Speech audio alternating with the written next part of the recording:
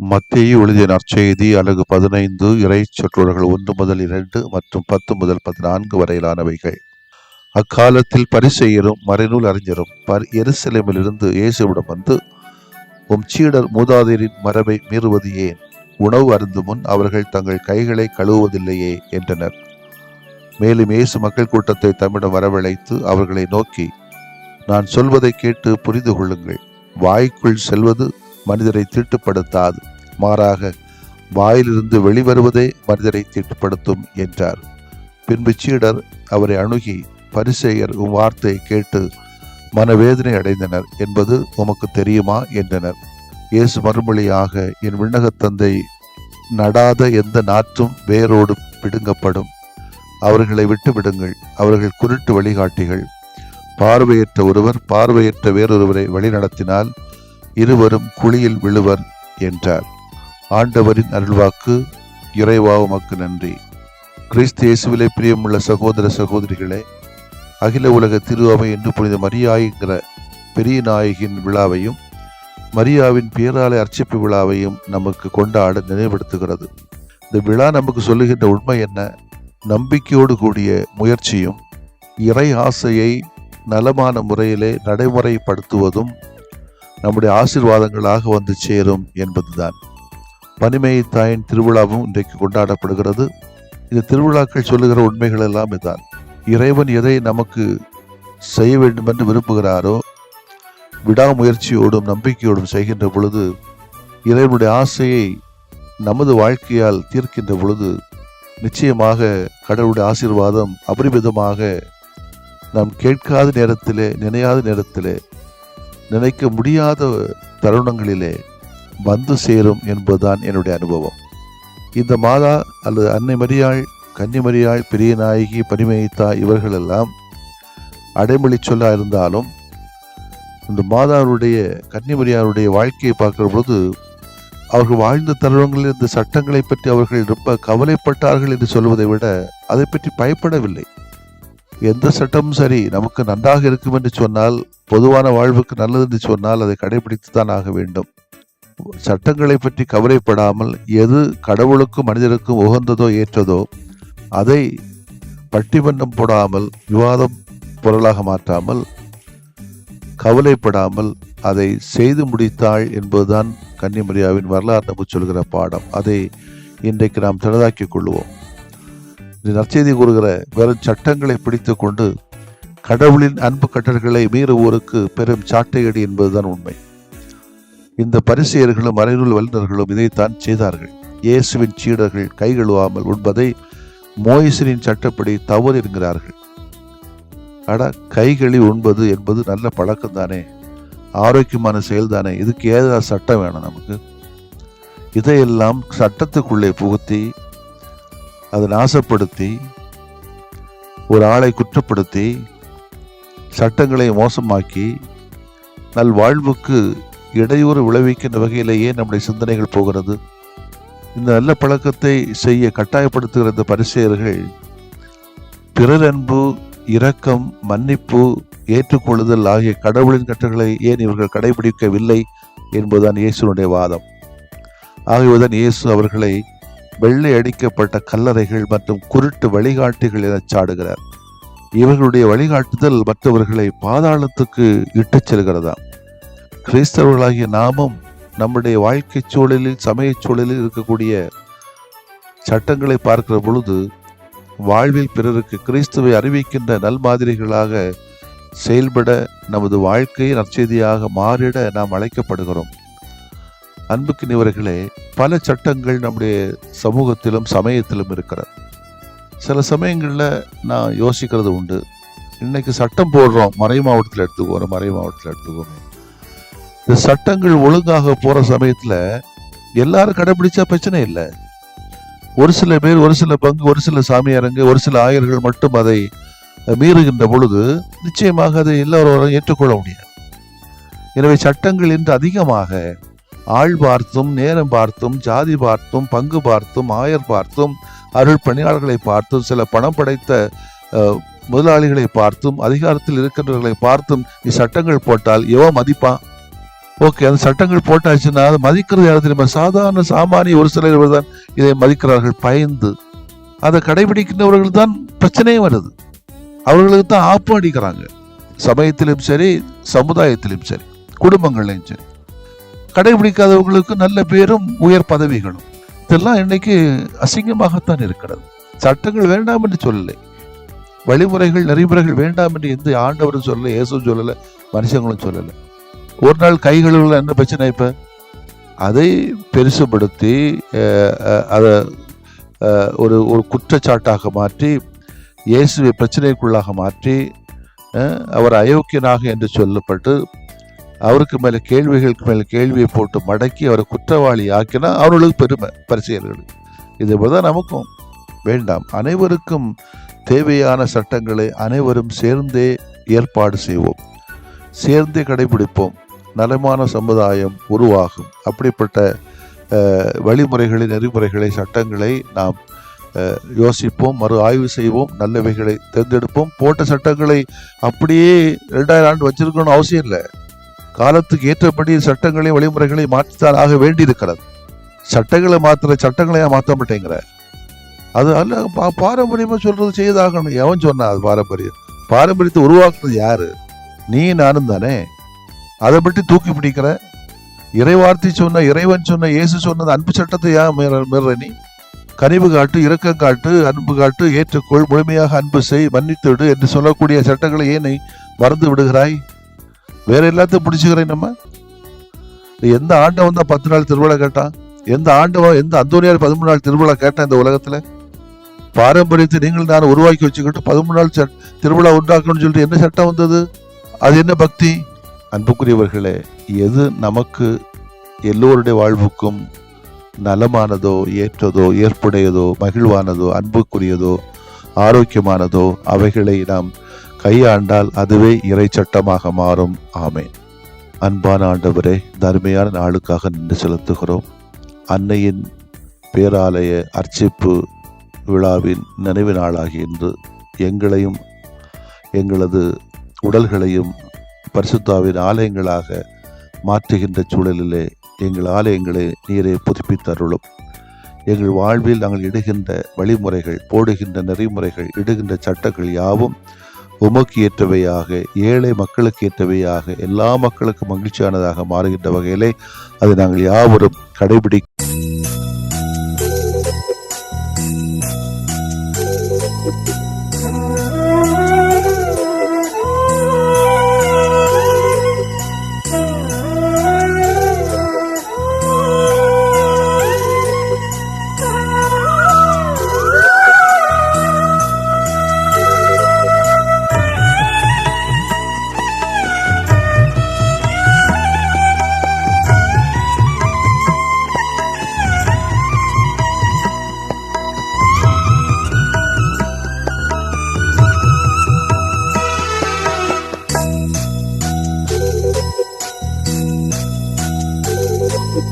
ஆண்டவரே, என் வேண்டல் கேட்டருள்வீரே.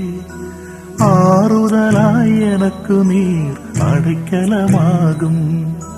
ஆண்டவரே, என் வேண்டல் கேட்டருள்வீரே. ஆறுதலாய் எனக்கு நீர் அடைக்கலமாகும். என் துயரம் எதுவென்று நீர் அறிவீரே. எனக்குதவி நீரென்று நம்பி வந்தேனே. ஆண்டவரே, ஆண்டவரே, என் வேண்டல் கேட்டருள்வீரே. ஆறுதலாய் எனக்கு நீர் அடைக்கலமாகும்.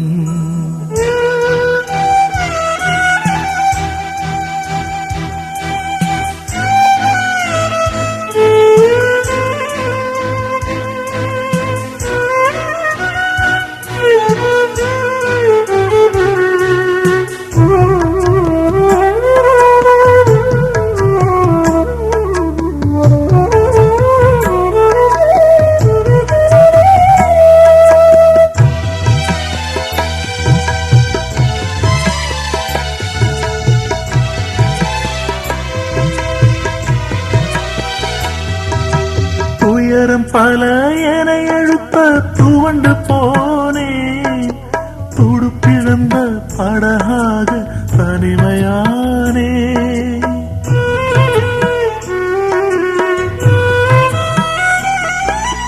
துயரம் பல என எழுப்ப துவண்டு போனே. துடுப்பிழந்த படகாக தனிமையானே. வறுமையும் வெறுமையும் என்னை சூழ்ந்திட. வறுமையும் வெறுமையும் என்னை சூழ்ந்திட. வற்றாத உன் அன்பு என்னை காத்திடும்.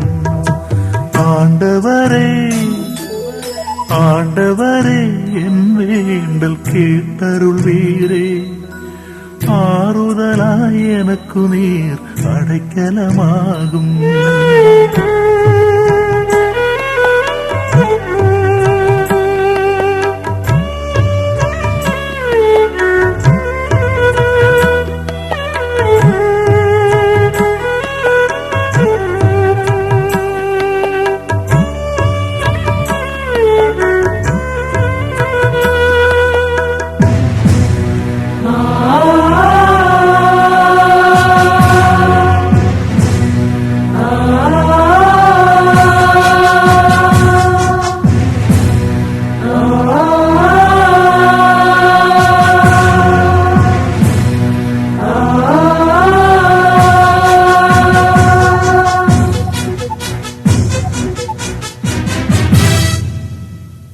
அநியாய செயல் கண்டு உள்ளம் அழுதேன்.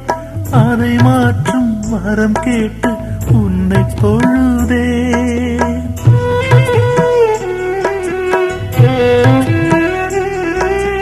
அநியாய செயல் கண்டு உள்ளம் அழுதேன். அதை மாற்றும் வரம் கேட்டு உன்னை தொழுதேன். நீதியும் நேர்மையும் எனில் வாழ்ந்திட. நீதியும் நேர்மையும் எனில் வாழ்ந்திட. நிலையான உன் கரம் என்னை தாங்கிடும். ஆண்டவரே, என் ஆண்டவரே, ஆண்டவரே, என் வேண்டல் கேட்டருள்வீரே. ஆறுதலாய் எனக்கு நீர் அடைக்கலமாகும். என் துயரம் எதுவென்று நீர் அறிவீரே. எனக்குதவி நீரென்று நம்பி வந்தேனே. ஆண்டவரே, என் வேண்டல் கேட்டருள்வீரே. ஆறுதலாய் எனக்கு நீர் அடைக்கலமாகும்.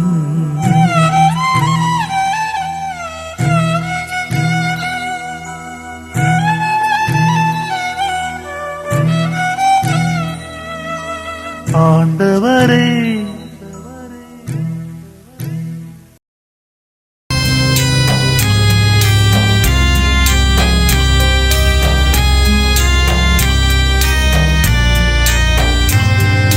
மாண்புயரிவருள்ளடையாளத்தை தாழ்ந்து பணிந்து ஆராதிப்போம். பழைய நியம முறைகள் அனைத்தும் இனி மறைந்து முடிவு பெறுக. புதிய நியம முறைகள் வருக. புலன்களாலே மனிதன் இதனை அறிய இயலா. குறைகள் நீக்க நம்பிக்கையின் உதவி பெறுக.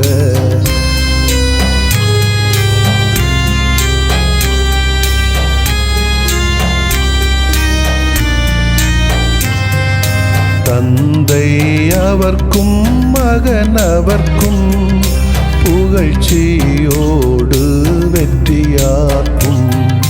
மீட்பின் பெருமை மாட்சிமையோடு வலிமை வாழ்த்து யாவுமாக. இருவரிடமாய் வருகின்றவராம் தூய ஆவியானவர்க்கும் அளவில்லாத சமப்புகழ்ச்சி என்றுமே உண்டாகுக. ஆமென். வானின்று அவர்களுக்கு அப்பமளித்தீரே. இனிமையெல்லாம் தன்னகத்தில் கொண்ட அப்பம் இதுவே. மன்றாடுவோமாக. இறைவா, இந்த வியப்புக்குரிய அருளடையாளத்திலே உம்முடைய பாடுகளின் நினைவை எங்களுக்கு விட்டு சென்றீ. உம் திருவுடல் திருரத்தமாகியவற்றின் தூய மறைபொருளை வணங்கும் நாங்கள் உமது மீட்பின் பயனை இடைவிடாமல் துய்த்து உணர்ந்து மகிழ அருள்வீராக. தந்தையாகிய இறைவனோடும் தூய ஆவியாரின் ஒன்றிப்பில் இறைவனா என்றென்றும் வாழ்ந்து ஆட்சி செய்கின்ற உம்மை மன்றாடுகிறோம்.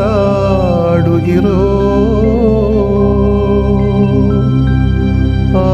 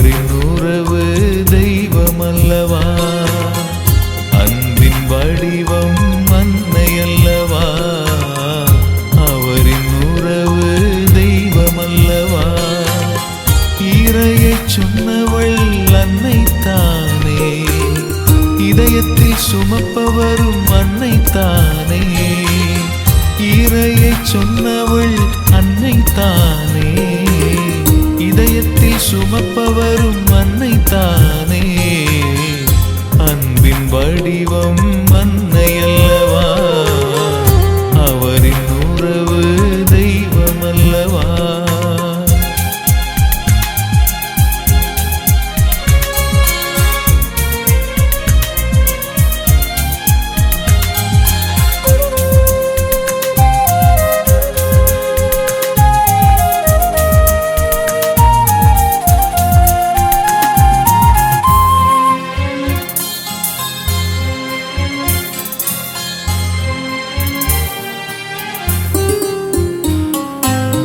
கருவை சுமந்து உருவம் தந்தாய், கண்ணயராது காத்து நீதம் வளர்த்தாய்.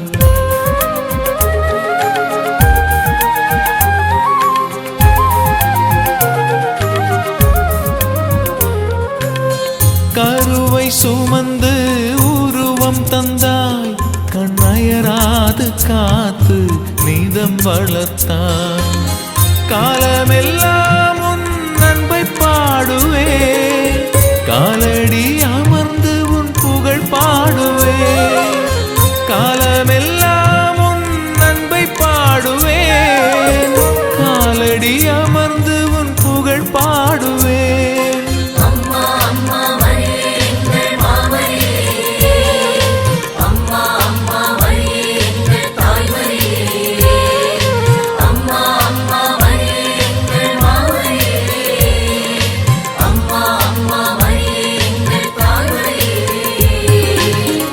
அன்பின் வடிவம் அன்னை அல்லவா, அவரின் உறவு தெய்வம் அல்லவா.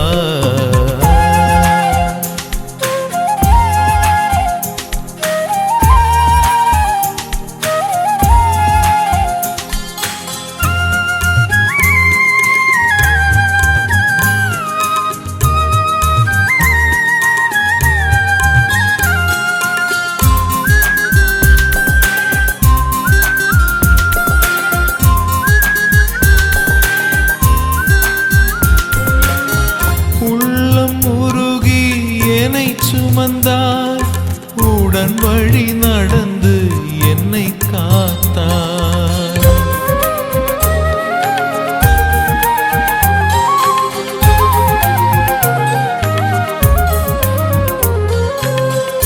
உள்ளம் உருகி என்னை சுமந்தாய், உடன் வழி நடந்து என்னை காத்தாய்.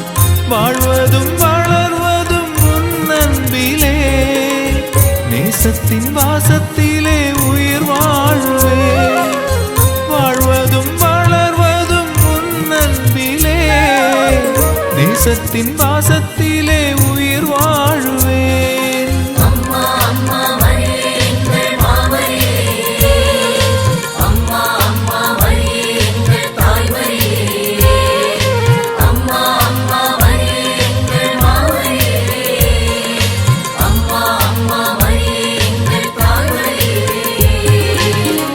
அன்பின் வடிவம் அன்னை அல்லவா, அவரின் உறவு தெய்வம் அல்லவா. அன்பின் வடிவம் அன்னை அல்லவா, அவரின் உறவு தெய்வம் அல்லவா. இறையை சொன்னவள் அன்னை தானே, இதயத்தில் சுமப்பவரும் அன்னை தானே. இறையை சொன்னவள் அன்னை தானே, இதயத்தில் சுமப்பவரும் அன்னை தானே.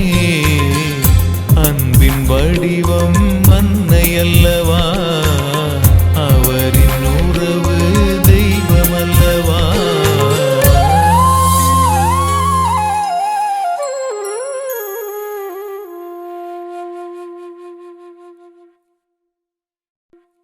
நிலையான புகழுக்குரிய தூய இறை நன்மைக்கு எல்லா காலமும்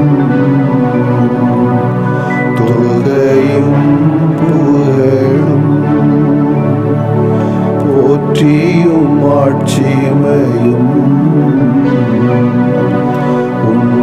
உண்டாக கடவது.